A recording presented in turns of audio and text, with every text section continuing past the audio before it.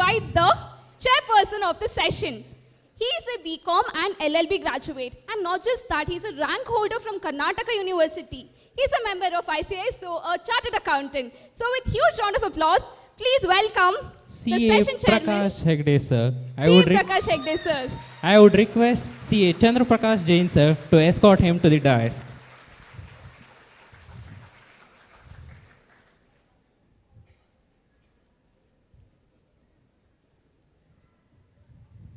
So we request CA.Prakash Jain, sir, to hand over the live plan to the session chairman.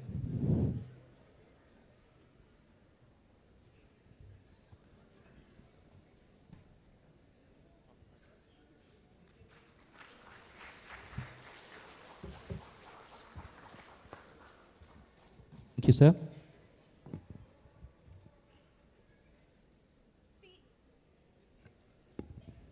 CA.Prakash Hegde initially worked as an advocate and then with the Totkas Cooperative Sales Society Limited, CSC, as Chief Executive Officer for about 5 years, besides as a practicing chartered accountant. Later, he worked with PwC Bangalore for about 10 years in the field of international taxation and corporate taxation. Subsequently, he worked as a director with Deloitte, specializing in international taxation, and now he is in practice. He has advised many leading Indian and multinational companies, cooperative societies, high net worth individuals on a wide variety of matters covering corporate taxation, expatriate taxation, international taxation, black money act, etc. He has also experience in dealing with planning, compliance, advisory, and litigation matters across the direct tax spectrum. He is also serving as an advisor for many multinational companies and several group of Indian companies. So with a huge round of applause, we welcome you again, sir. So can we have a huge round of applause for our technical session chairman, CA.Prakash Hegde, sir. So now I request our technical session chairman to address the gathering and set the tone for the session.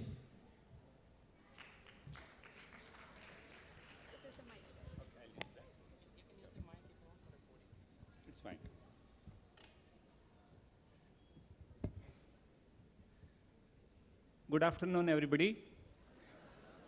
It's a great opportunity, not for you, but for me to mix with you and to understand how young India is performing. I call this young financial India. In other words, I can see so many future finance ministers, law ministers here in this gathering. Hope my belief will become true one of the days.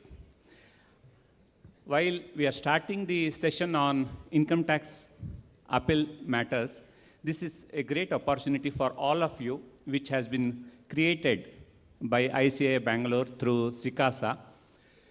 The traditional practice, what we had seen long back, has completely changed. As you know, every day the things are happening in a different way. Initially, a chartered accountant was considered only as an auditor. Now also there are many people who still refer to them as only the auditors. But nowadays, the audit practice has been sidelined by many other practices. For example, what we are going to foresee now is the opportunities which are available for the chartered accountants to practice as advocates to some extent. They may not be able to replace the advocates in the true sense, but say, for example, if you have to appear before the income tax appellate tribunals, the chartered accountants have the equal opportunity as that of an advocate. If the matter has to be taken in further appeal before the High Court or the Supreme Court, the chartered accountants have to delegate this job to the advocates. But as far as the tribunals are concerned, in most of the situations, many of the matters get resolved at the tribunal level itself. Only a few matters travel further to the High Court or to the Supreme Court. So, to set the stage for the further discussion, I'll just give a brief background about how these appeal matters in income tax have to be taken forward. The first stage is where the income tax authorities take up the matter for assessment. Nowadays, it's all faceless scheme, but there may be some exceptions, say if there is some international tax matters or certain specified search or survey matters which may come under the regular assessment. where it will be face-to-face, but otherwise it's faceless. The next stage is the first appellate authority, which is the Commission of Income Tax Appeals. There also it's under the faceless scheme. The next appeal, what we call as the second appeal, is the Income Tax Appellate Tribunal, where it will be a physical hearing. Depending on the total income of the assessee, the Vice President of the Income Tax Appellate Tribunal will decide whether the matter has to be heard by a single member, what we call as SMC cases, or whether it has to be heard before the two-member bench. If it is a single member, it could be either judicial member or accountant member. If it is a two-member bench, then one of the members will be the judicial members and the other one will be the accountant member. The accountant member will be a chartered accountant, or he could be an IRS officer who has shifted from the income tax department to the judicial side. If the members are convinced with regard to the representation made, then the matter ends there. Department may have to go in appeal. If the order is favorable to the department, then the assessee may have to go in appeal to the High Court. Here we have two cases what we are going to discuss, how the real arguments happen before the tribunal. We just want to give you a flavor. I need to take this opportunity to thank the organizers, because taking the pains to find out what are the new opportunities the students can think forward, and also the students who are participating here. I need to really appreciate each one of the 4 participants who have been engaged on this job for the last about 2 weeks. The effort they have put in, the information what they have gathered, the exercise what they have done, really kudos to them. And let us start the session. If there is anything else to be discussed, we will again discuss at a later point. Thank you so much. Thank you, sir. With the tone being set, let's dive into the session. What are we waiting for? So we'll have our first set of participants, Parikshit and Nagraj. So with huge round of applause, please invite our first set of contestants.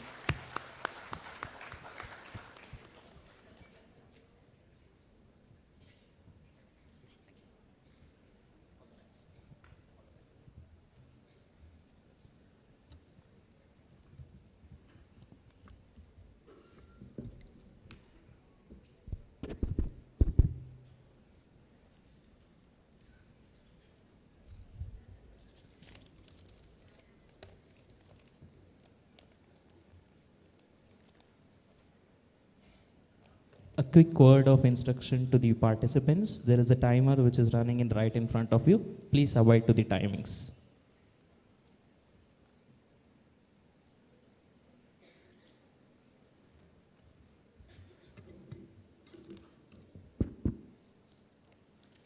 Your Lordship, I'm Parikshit. I'm appearing on behalf of the appellant, that is ABC Private Limited. With due respect to bench, my name is Nagraj Manjita, representing for department. Your Lordship, if I may brief you on the facts of the case, I would like to draw your attention to page number 2 of my paper compilation. You may please refer as your honor. Lordship is usually referred only before the High Court. Sure, Your Honors.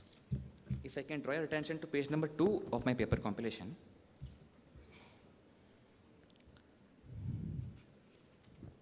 You can briefly explain the facts. All right. So the appellant is a private limited company engaged in the business of software development and is also engaged in export of software services.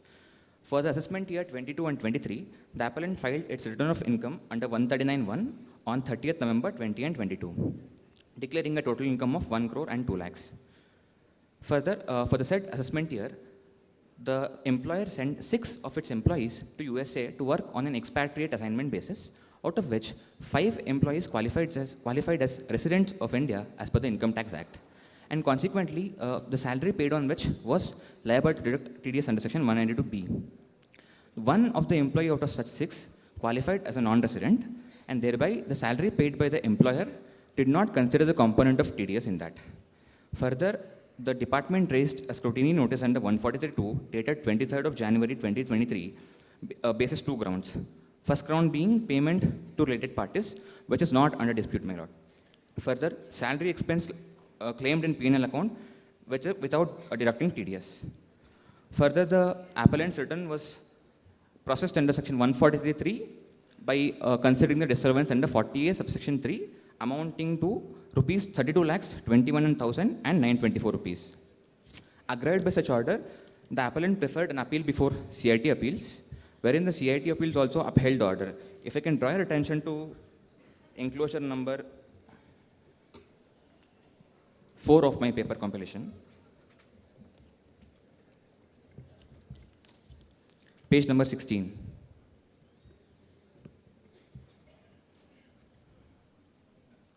CIT appeals held that, paragraph number 3, as the applicability of TDS is not determined on the basis of residential status, the AO has taken correct action in bringing the salary expense to tax. Further, accordingly, the action of AO with regard to the above disallowance is upheld.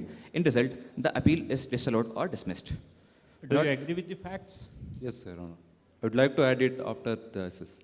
Okay. Agreed by such order, the appellant is before this honorable court. If I can draw your attention to page number 17, this is to prove that the employee was engaged with ABC Private Limited as an employee working in the finance department with an annual compensation of 32,21,000. This letter does not mention whether it is an offer letter, employment letter, or assignment letter. What exactly is this? Your Honor, if you can see the subject, it says appointment letter. Page number 17.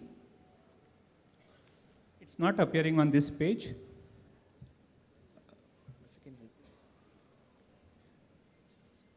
All right.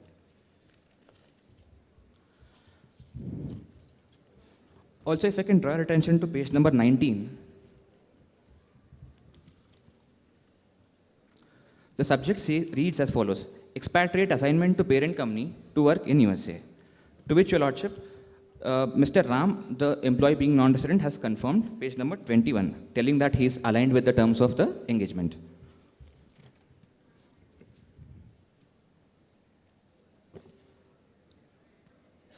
Yeah, please go ahead.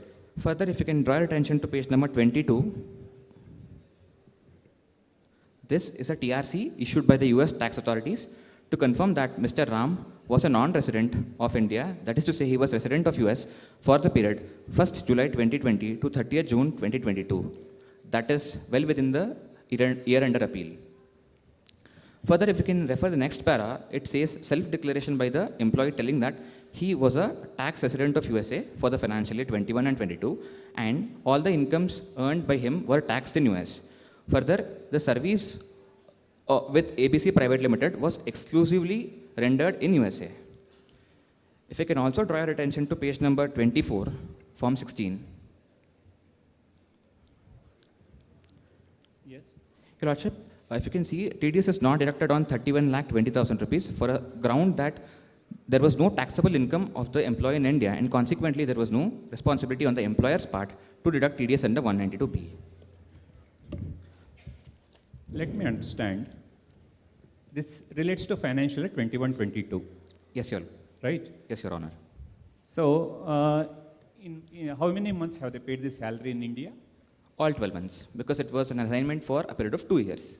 How did they know that he is qualifying to be a non-resident on 30th April for the first month when they are supposed to deduct the TDS? How did they know that he can be a non-resident? He has filed the TRC with the department. But the TRC will be available only after the end of the year? Yes, Your Lord. If I can draw your attention to page number, the last page, basically. So, what I want to tell is, during the initial months, there was no certainty that he will qualify to be a non-resident of India. When there was no certainty, how did the company decide that it has to stop withholding the TDS? Because, Your Honor, the company knew that he would be there for 24 months. As per section 6.1, it was sure that he was not residing a single day in India. So that is how they concluded that since he is not a resident, because we see the taxability at the end of the year. So considering that fact, they did not deduct TDS. Yeah, please go ahead. If I can draw your attention to page number 4, Your Honor. Page number 4.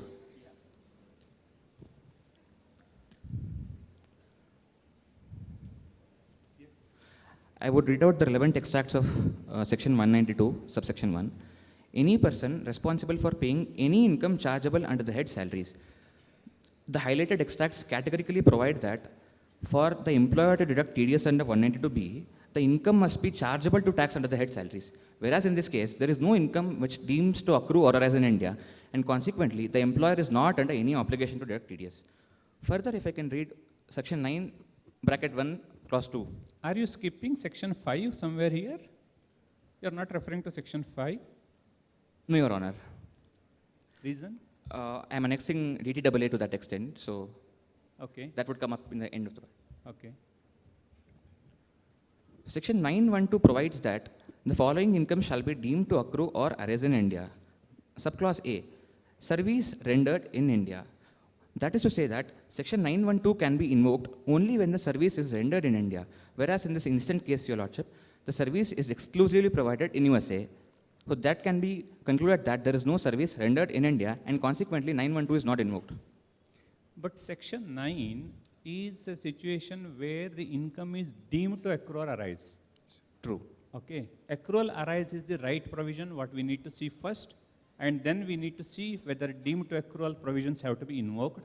And parallelly, section 5 should also be discussed, which I want you to explain. Yes, Your Lordship. If I can draw your attention to page number 41.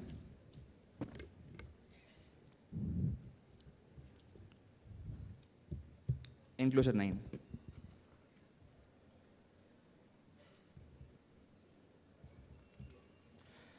This is a bilateral treaty between India and USA. I would read out the Article 16, the relevant extracts. Salaries, wages, and other similar remuneration derived by a resident of a contracting state, that is USA, in respect of an employment shall be taxable only in that state, that is to say USA, unless the employment is excised in India. Your Lordship, let me submit humbly that the employment is completely engaged in USA and employment has not been engaged in India. So that is to say, even for a moment, if we assume that income is taxable as per Income Tax Act, but since TTAA is providing a benefit under Article 16 that this income shall not be doubly taxed and this shall be taxed only in USA, as per Section 90, subsection 2 of the Income Tax Act, provisions of income tax shall apply only to the extent that it is beneficial to assessee. So DTAA would override the domestic provisions, and to that extent, the order passed by department is impugned. The first thing is, the assessee and the representatives and the advocates are supposed to know the law. The judge need not know the law. Okay, with that presumption, if I can ask you a couple of questions. Yes, Your Lordship. See, the provisions applicable for TDS are different, and the provisions applicable for taxability of income is different. So, do you want to say that the provisions that are applicable for taxability of income is equally applicable for deduction of TDS? Yes, Pelot, because the responsibility to deduct TDS would arise only in a case where the underlying income is taxable. If the income is not taxable, this has been upheld in various Supreme Court judgments. If I can draw your attention to case law compilation, page number 3, Your Lordship, Yes. para number 5. Yeah.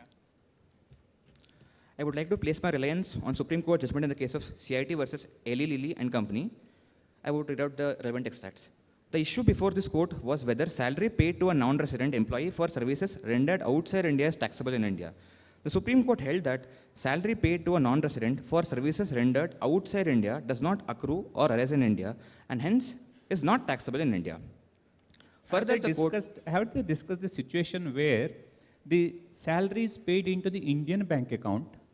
Yes, Your Lordship. I have not given the relevant extracts, but this is the same case which corresponds with my case on hand, because here also the salary is paid in India, but the service is exclusively rendered outside India.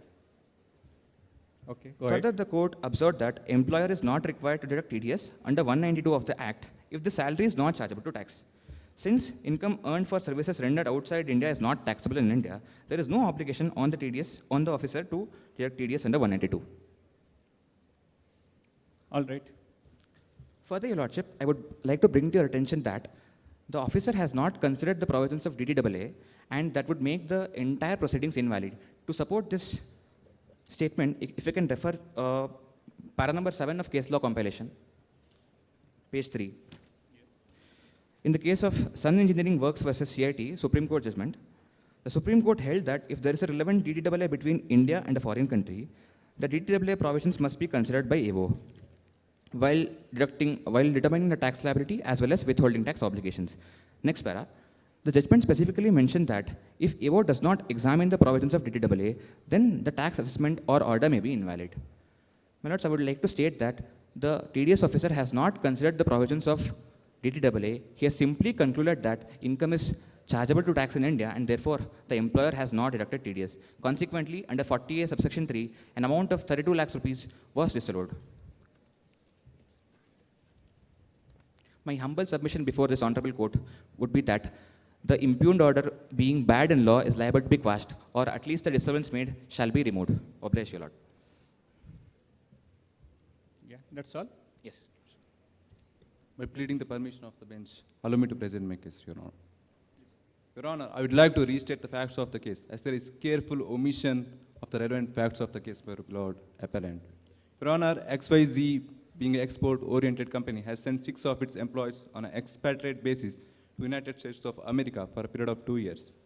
During this period of time, all of these employees were part and parcel of the Indian payroll of the company. The company has paid salary to the Indian bank accounts maintained in the respective branches within India.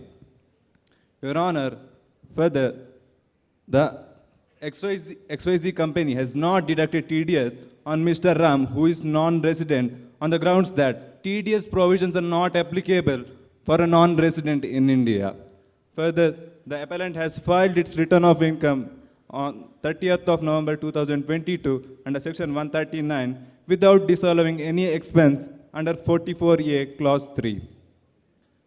The same return was selected for a limited scrutiny by the AWO under section 143 and due notices were sent under section 143 subsection 3 and 142 subsection 1. After the completion of the assessment proceedings, the AWO held that TDS is out to be deducted on the salary paid to Mr. Ram even though he is non-resident and disallowed the expense paid to Mr. Ram under section 40A clause 3. Agreed by the decision, the appellant has filed an appeal with the CIT, who after hearing the contention of both the parties has upheld the... All these facts are on record and he has explained very well. Please restrict yourself to your arguments. Yes, facts Your are clear. If you have only objections with regard to the facts, you can raise that. Yes, Your Honor. Your Honor, section 192B of the Act provides that tax shall be deducted on income chargeable under the head of salaries at the time of payment. The section does not explicitly or otherwise provide that tax shall not be deducted on a person who is non-resident. The appellant's contention that the tax shall not be deducted on the grounds that Mr. Ram is non-resident is out to be invalid in law, Your Honor. I would like to refer the case law of GE India Technology Center versus CIT, where the Supreme Court held that residential status of an employee is irrelevant for the purpose of deduction of TDS under section 192B. Your Honor, I would like to brief you the section 5 subsection 2. The total income of a non-resident employee shall include income which is received in India or deemed to be received in India or accrued in India or deemed to be accrued in India. Our beloved Mr. Ram, if he wants to escape tax liability in India, he shall not fulfill both of the condition. But unfortunately, Mr. Ram has fulfilled one of the condition. During the assessment proceedings, the AWO has required the bank statements of Mr. Ram and has found that income or the salary is being credited to the Indian bank account number 0246-836-247-233641 maintained in the MC Road branch of HDFC Bank. I have attached the bank statements for your reference, Your Honor. With this, the content is that the income is being received in India and shall be taxable in India on the grounds of section 5, subsection 2, clause A. Your Honor, I would like to refer the Keshav Mills Limited versus CIT, part of page number 44 of the paper book, where the Supreme Court held that income credited to an Indian bank account is considered received in India for the purpose of section 5, subsection 2. The Supreme Court emphasized the receipt rule, noting that the place where income is first received is very crucial for determining taxability under the same section. I would also like to refer Kanchanaganga Seafoods Limited versus CIT, part of page number 81 of the paper book, held that proportional amount of monetary consideration for the sale of fish which was received in India shall be taxable in India on the grounds of section 5 subsection 2. And the proportionate amount which was not received in India shall not be taxable. I would also like to quote Sri Tapas Krishna Bandopadhyaya versus DDIT International Taxation, part of page number 58 of the paper book. Your Honor, in the given case, SSE was a marine engineer who rendered services outside India. The SSE's contention was that the income shall not be taxable in India as the services are rendered outside India and it is not being accrued in India. The tribunal held that salary being received in India is taxable in India in terms of section 5 subsection 2 of the Act and accordingly dismissed the grounds raised by the appellant. Further, Your Honor, existence of employer-employee relationship between the both shall make the income chargeable under the head salaries under section 15, as there existed a contract of employment between the employee and employer which was exercised in India. Just a second. If the company knew that it's not going to deduct TDS, why it has issued Form 16 with those salary numbers? My Honor, it is without deducting TDS. The TDS amount is 0. But Form 16 has been issued. Yes, my Lord. Does that show that the Indian company is the employer? Yes, because he is on the books payroll of the Indian employer. If the Indian company remains the employer, does the salary accrue in India? That depends on where the service is rendered, because there are two rules here. One, receipt rule, accrual rule. As my co-counsel argued on receipt rule, my humble submission before this court is on accrual rule. 912 specifically states that for income to be taxed under 912, there should be salary earned in India. And for the purpose of removal of doubts, 912 tells when it is called as earned in India. For that to happen, the service should be rendered exclusively in India, which is not the case. Section 9 is a deeming section. So in the general provisions, as per Section 15, what does it say? When does it accrue? 15 definitely prescribes employer-employee relationship, but then the taxability of a non-resident would be considered as per Section 9. Section 15 you need to look into first. If Section 15 doesn't address the situation, then aren't you going to these provisions of Section 9? Agreed, Your Honor. But then, as I'm also in alignment that there exists an employer-employee relationship. For that matter, I have attached the employment letter also. I am not on dispute with the facts that he is not an employee. I am very well stating that there is an employer-employee relationship. But since that accrual is outside India, there is no income taxable in India. All right. Yeah, please go ahead. Yes, Your Honor.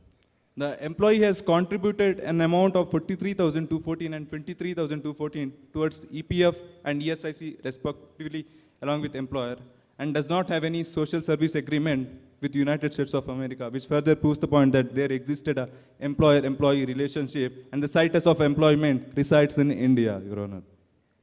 And the employee has not submitted any tax residence certificate during the assessment proceedings to the employer to avail any benefit under Article 16 of Indo-US Double Tax Avoidance Agreement, Your Honor. Your Honor. Further, during the assessment proceedings, the appellant failed to produce any tax return submitted with the US tax authorities, whether if the income has been taxed in USA for the sake of that sake. Are you going to assess whether he is paying tax in USA or not? Is that the basis for taxation in India? As per the DTAA, if the income is not offered in USA, it shall be taxable in India. Which provision? Which provision of the DTA speaks about that? Article 16 of the DTA. No, it doesn't say. It doesn't say that income which is not offered to tax in USA will be taxable in India. But the income should not escape tax liability in either of the countries. In that sense, it must be taxable in India. But you should be able to prove that he has not escaped. See, there may be a situation where a country may not tax a particular income. That does not necessarily give the other country to tax that income. That is not the right basis. Okay. Yeah, please go ahead. And the same expense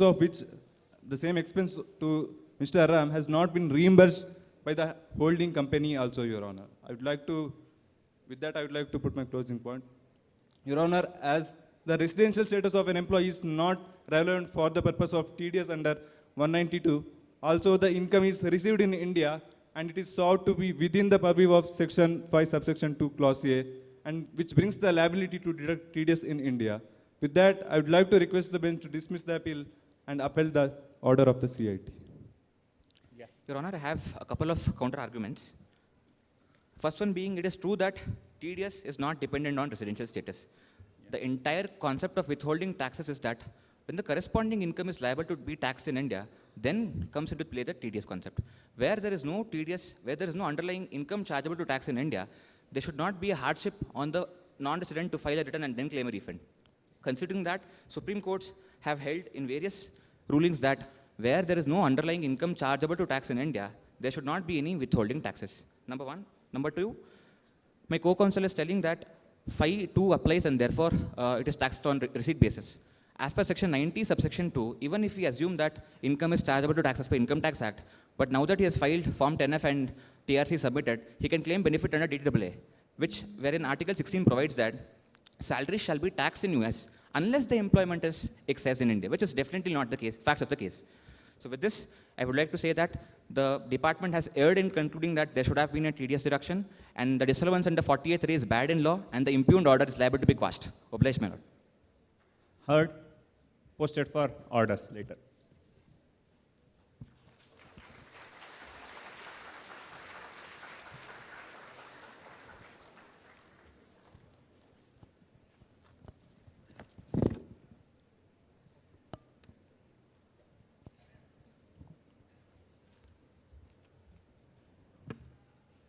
Both the parties, well done.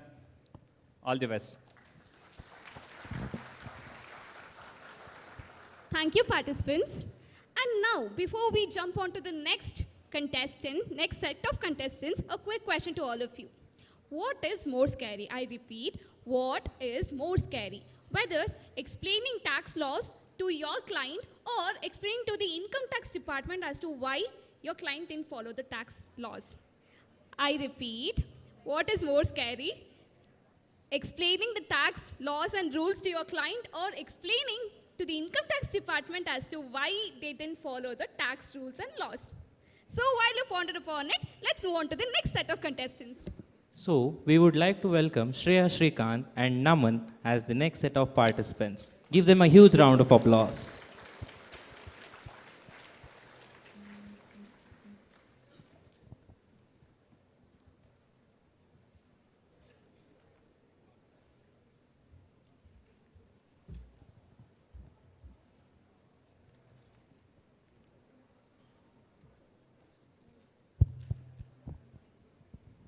You are in the time of the lunch.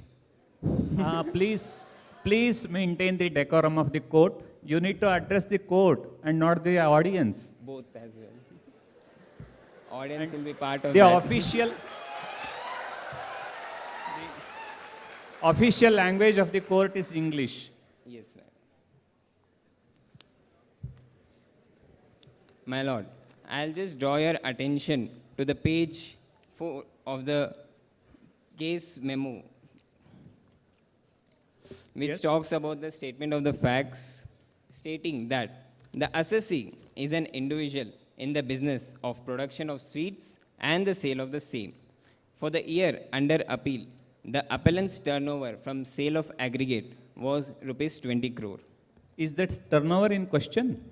No, my lord, it's just a Then fact. I am not worried about how much turnover your company has, right? Yes, my lord, because for 80 JJAA, the tax audit clause will hit based on the turnover, so this is the fact of the case. For the year under appeal, the appellant has filed a return of income on 28th October 2023 for AY 23-24. In arriving at the taxable income for the year, the What appellant... was the due date for filing the ITR for that assessment year? 31st October, my lord. So, the appellant had inter alia claimed and deduction of around Indian rupees 1,31,50,000 under section 80 JJAA. My lord, the form 10DA was signed on 14th October 2023 and electronically filed on 24th October 2023. On the basis of such, the appellant's claim for deduction has been disallowed by the learned assessing officer while processing return. What is this 80JJAA deduction? Is the additional cost, my lord, which deduction can be claimed by the assessee whenever an employee can be hired based on the previous count and the current count as well. Okay. So it's an Anyway, additional cost. You will get a deduction for salary, right? Yes, my lord. Okay. This is an additional deduction. Yes, my lord. In claiming, since the assessee did not file the form within the due date prescribed, there was no other adjustment has been made to the return of income. Aggrieved by this assessment, the appellant has filed the appeal before the assessing officer in the appeal, my lord. We have also attached challan along with the form 36 before the ITAT Which challan? to file an appeal before the income tax tribunal. How am I concerned with that? Without that challan, without payment of proper fees, the appeal will not be processed for a hearing. Just to make sure that I am not concerned with all that. I am concerned with the merits of the case only. yes, my lord. Restrict yourself. Yes.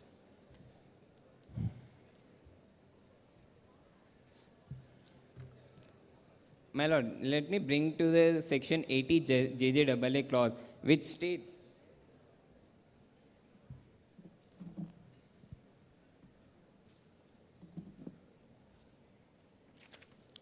JJAA section 1 says that when the gross total income from an assessee to whom section 44AB applies include any profit and gains derived from business, they shall, subject to the condition that be allowed a deduction of an amount equal to 30% of the additional employee cost incurred in the course of such business in the previous year for 3 assessment year, including the assessment year relevant for the previous year in which such employment is provided, my lord. To substantiate my case, my lord, I will draw your attention to the paper book, page 4, which states, Are you hiding any provisions of this section here while No, my discussing? no, my lord. For the first Let me read out a little more. Can you please refer to subsection 2 and clause C? Yes, my lord.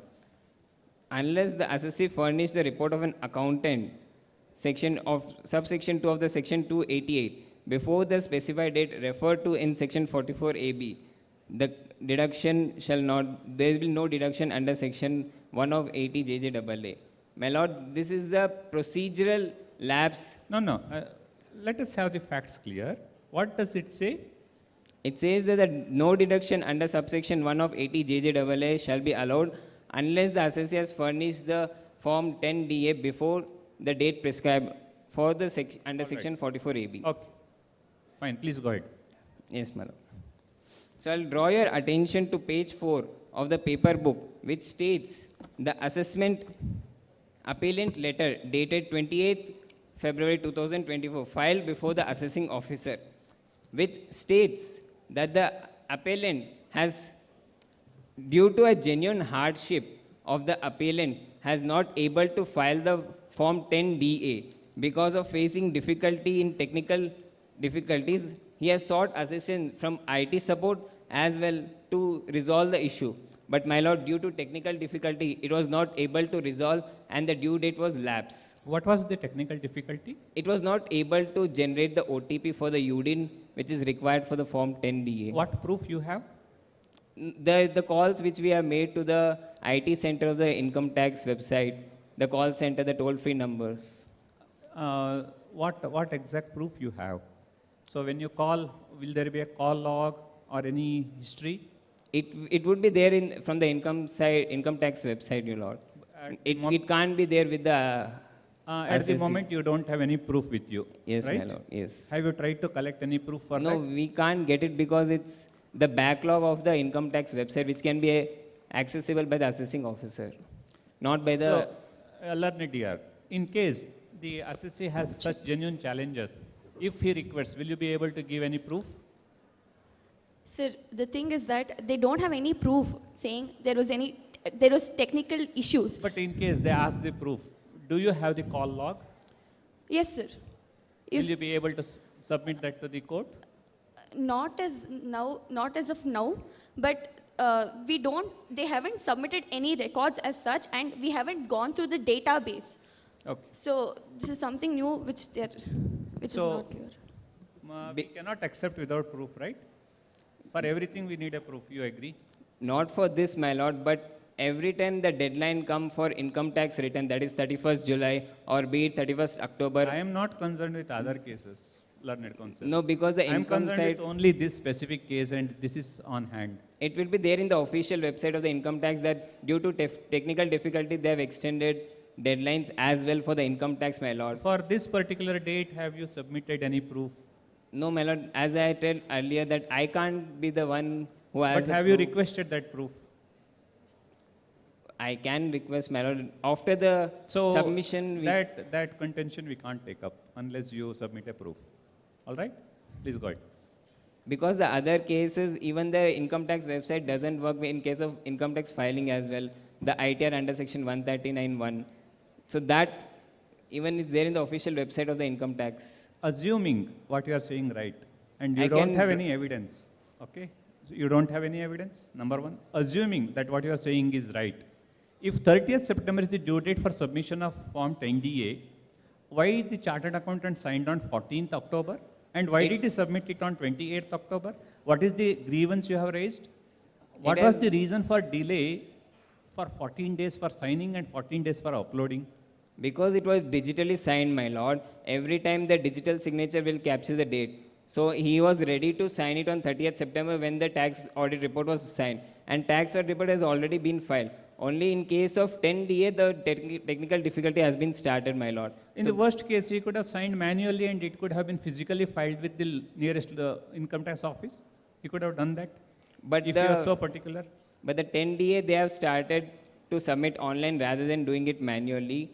That's the reason we. But at least you would approached- have a defense that you tried online to file it. It didn't happen and you have filed a hard copy. You could have done that. On the similar ground, we have a case law also which states that. there Let us has be been clear on the delay. facts. We go to the case law after the facts are clear. We don't know whether in your case that case law fits or not. So let us be clear with regard to the facts. Please go ahead with the facts. Yes, ma'am.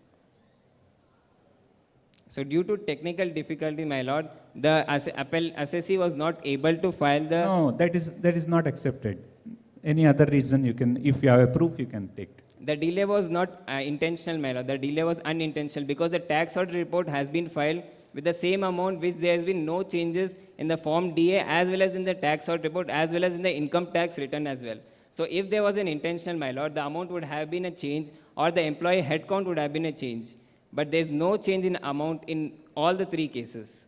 So you can have a look on the tax audit report as well which states that the same amount as well as the income tax return as well. So if there is an intentional by the assessee, then the grounds would be different. But it was unintentional, it was genuine hardship. And it was filed before the income tax return, that is 28th October 2023. Yeah, It was please. filed on 24th October. Yeah, got it. Please go ahead.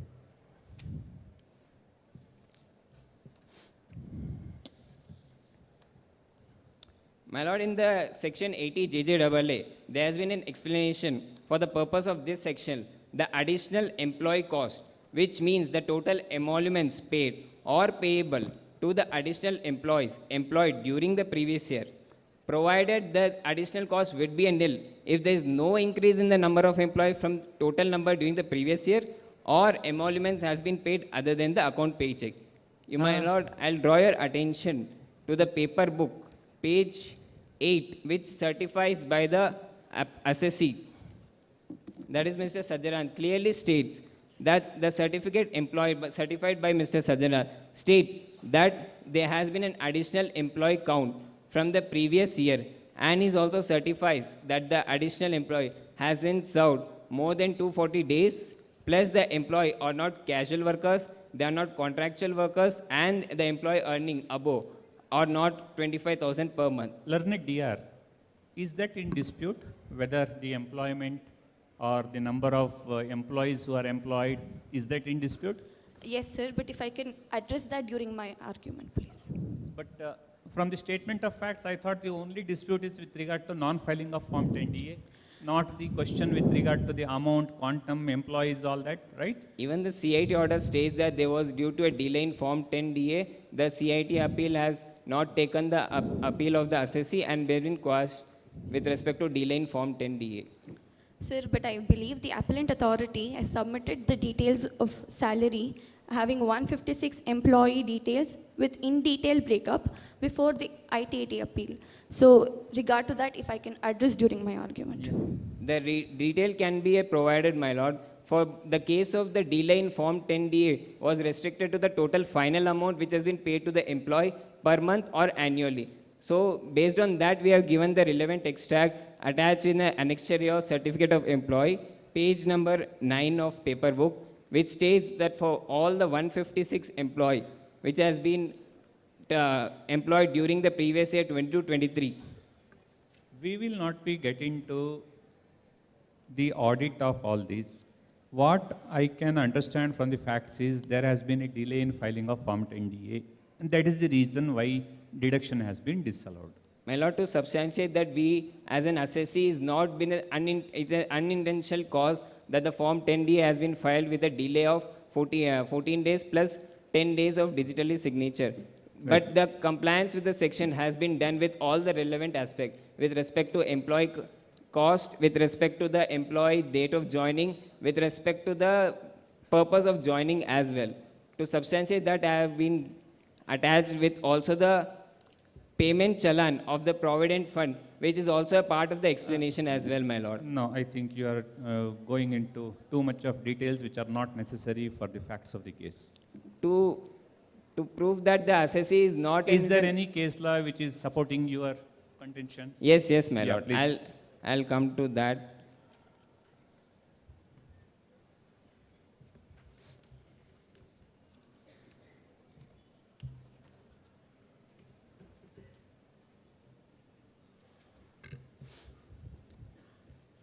My lord, may I draw your attention to the case 1, which speaks about Bhagwanji Harish versus ITO Bangalore ITAT judgment, which clearly states that on the similar grounds that the Form 10DA was signed on 14th of October 2023, was digitally signed on 24th October 2023 with a deduction amount of 13,51,000.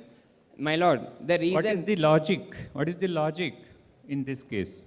The logic is the CA was not unable to file the said form along with the tax audit report, my lord, which is a similar ground, with the same ground with the assessee, Mr. Sajjan Raj, as well, that he was not able to file 10DA, but he was able to file tax audit report, But my lord. in that case, I believe there is a proof before the tribunal which would have entertained this matter. In your case, you don't have a proof.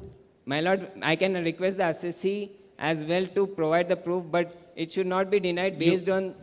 You will be able to do that only before the next appeal. And even if the dates are same, my lord, because of this, even the Bhagwanji Harish has also been not able to file. The dates are also PY 22-23, my lord. It's not me as an individual, Mr. Sajjan Raj, the representative. It's the whole of India. It might be many people who has been not able to file for the previous year 22-23 due to a technical difficulties, my lord. Anything else you want to add? For this case, my lord? Yes. There are various cases based on the They are available here. All the grounds which state that the technical difficulty, due to a technical difficulty, the assessee should not be denied based on the fact that he has been able to generate employment, he has been able to do compliance for all the years. Just because of technical difficulties, he was not able to file one form, which has been denied 30% of his total deduction from the profit, my lord. If that, such case is happening, the assessee will not able to generate business, will not generate employment, will not able to do business as well, which is, I feel You need to take up this plea with the finance minister, not before the tribunal. All right? Yeah. At one last, I'll just pray, my lord. Because of this impugned order, my lord, just because a delay in Form 10DA, the assessee should not be denied an additional benefit. Because the law itself states the reason for the Section 80 JJAA was to give a deduction so that the employment should increase or so that the business should grow, so that the revenue of the income tax authority as well should be able to match. There was no revenue loss for the department, my lord. Because of one delay and because of procedural lapse should not be denied a deduction, my lord. All right. We'll listen you. to the learned DI. Thank you, my lord. Yes, dear. Justice is not a matter of chance. It is built on the foundation of law, and law demands compliance. Honorable member of the tribunal, I appear before you on behalf of the Revenue Authority in this appeal filed by the assessee, challenging the disallowance of deduction under Section 80 JJAA of the Income Tax Act 1961 for the assessment year 23-24.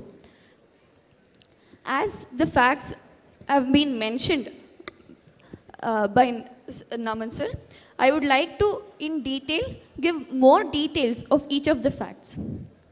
The assessee who is engaged in the production and sale of sweets claimed a deduction of rupees 1,31,50,000 under the section 80 JJAA.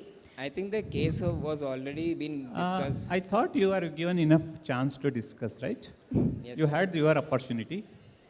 Yes, ma'am. Let her continue. Sorry to disturb. Just a second, just a small announcement. Guys, I request everybody to please settle down. Please, we just have this concluded in just 7 minutes. Please don't move around. Yes, please go ahead.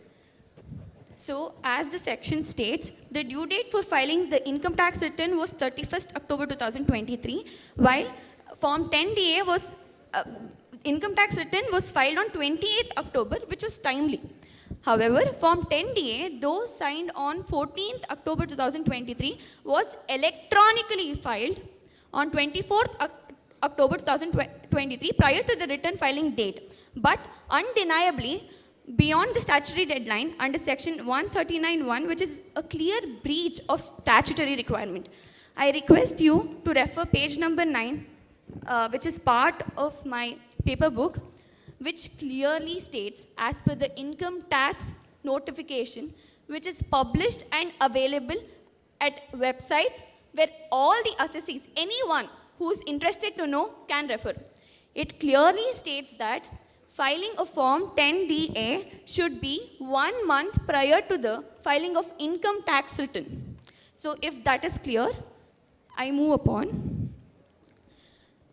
If we can understand the section 80 JJAA in detail, it states, no deduction under subsection 1 shall be allowed as per clause C unless the assessee furnishes the report of the accountant as defined in the explanation below subsection 2 of section 288 before the specified date. I repeat, before the specified date referred to in section 44AB, giving such particulars in the report as may be prescribed.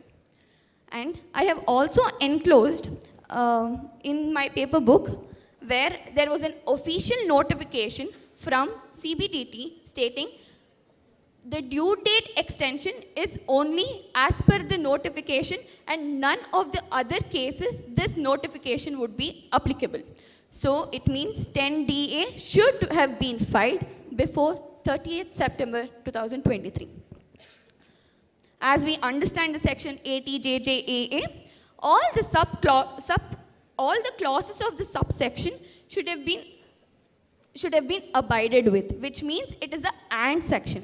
The word and in the statute is conjunctive, meaning all the conditions connected must be satisfied simultaneously as per the interpretation of Statute Act.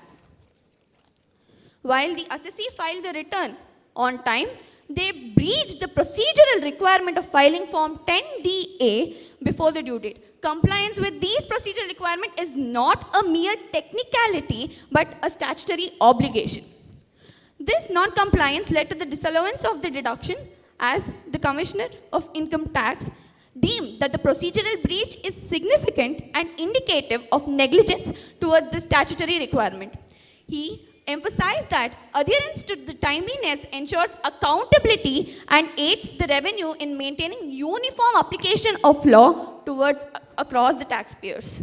Do you know the difference between substantive law and procedural law in income tax? Sir, substantive is to make sure the requirements are met while the procedural indicates that all the filings that should have been done before the due date these are the procedural requirements that should be followed. Is filing Form 10DA a substantive law to claim the deduction, or is it a procedural requirement to claim the deduction? Sir, the thing is, it is both procedural and substantive because it goes hand in hand. Filing Form 10DA within due date is procedural, while employment generation criteria is substantive.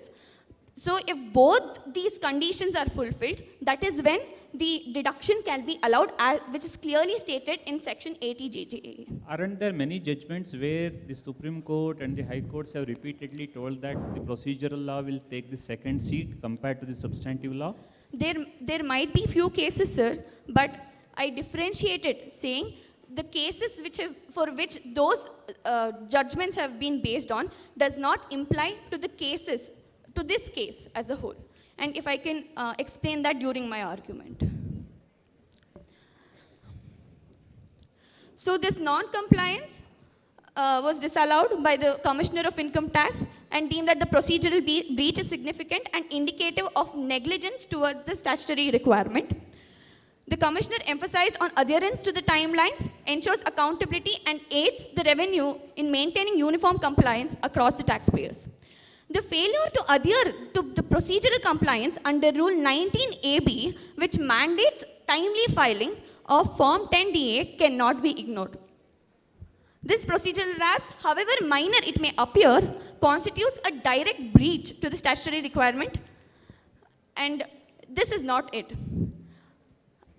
As submitted by the respected defense authority, the details of 156 employee breakup is been submitted, but when in detail scrutiny was done, this was what was observed.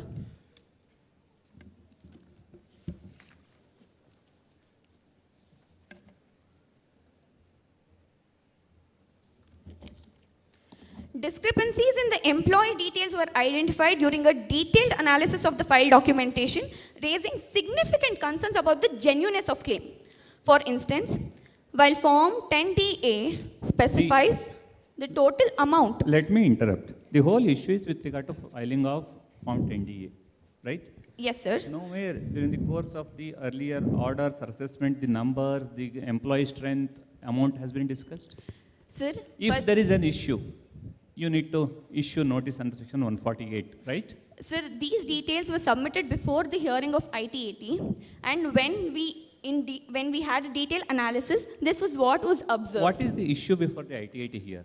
The issue is disallowance of deduction due to delay in filing of Form 10DA. That is the Please major. restrict the argument to that point. That is the only issue here. Sir, it's a supportive argument which states that. Unfortunately, the court doesn't have the time or the patience to listen to all the possible scenarios. We have to restrict ourselves to the issues raised in the appeal. Sure, sir.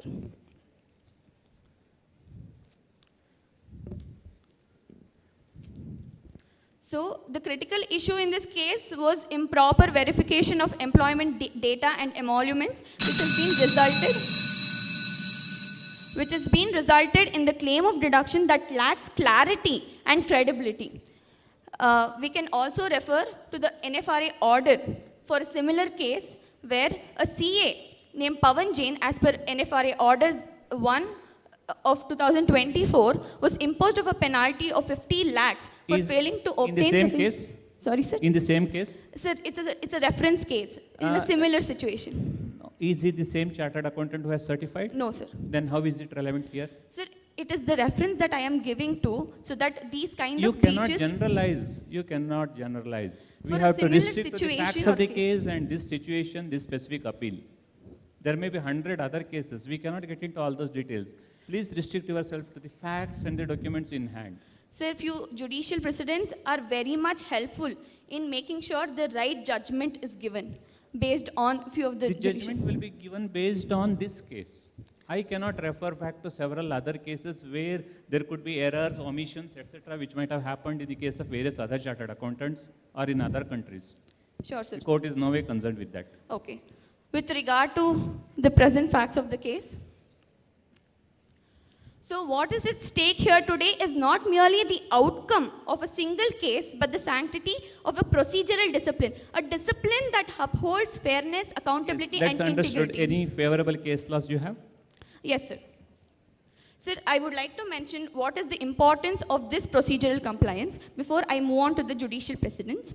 No, we understood. The section is clear, clause C is clear. We are clear on that. Please move on.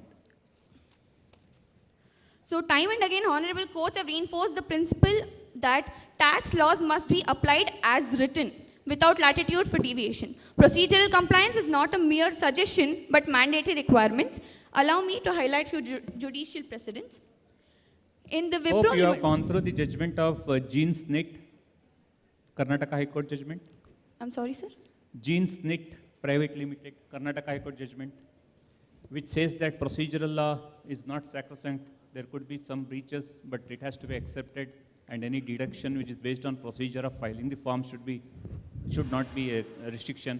Sir, as you said, few case laws might be determined on the facts of the case, where here the procedural compliance is important. The whole ratio of that High Court judgment is on filing of the form.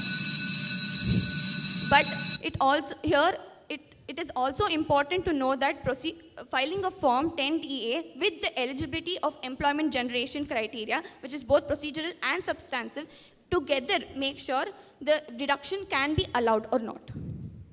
All right. Anything else you want to add? Yes, sir. Sorry, I think that's the final alarm that's been held, and your time's up. If I can take 2 more minutes, please. Go ahead. So law is clear and compliance is non-negotiable. To the member of the tribunal, this case is not just about the punishing taxpayer, but about upholding the rule of law. Section 80 JJAA explicitly requires filing of Form 10DA before the due date under Section 139(1). The assessee's failure to meet this requirement renders the claim invalid. The revenue does not deny genuine claims. It ensures that they are granted only for the ones who follow the law as it is written.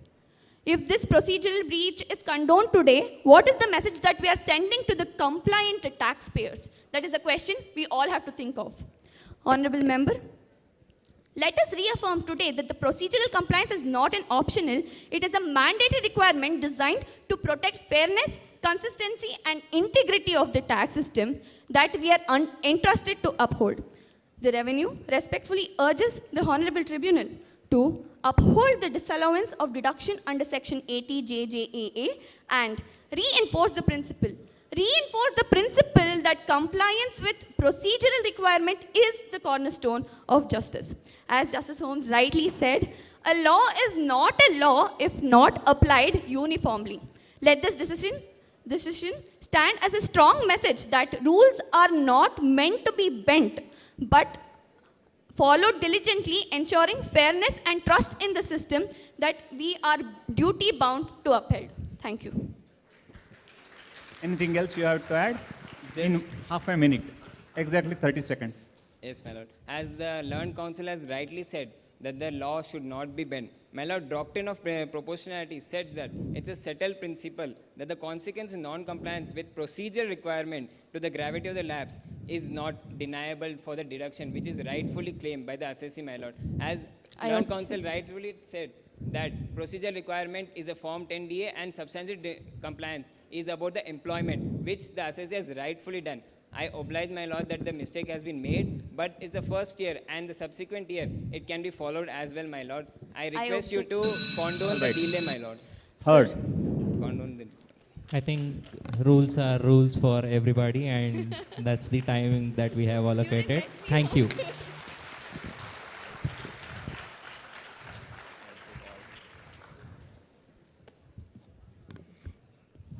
Looks like the room is filled with seriousness. So a quick question to lighten up the mood.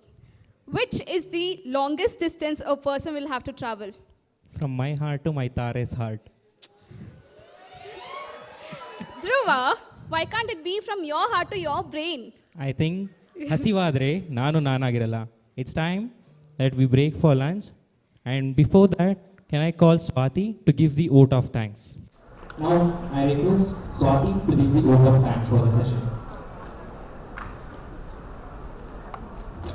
Hello everyone. Right, so due to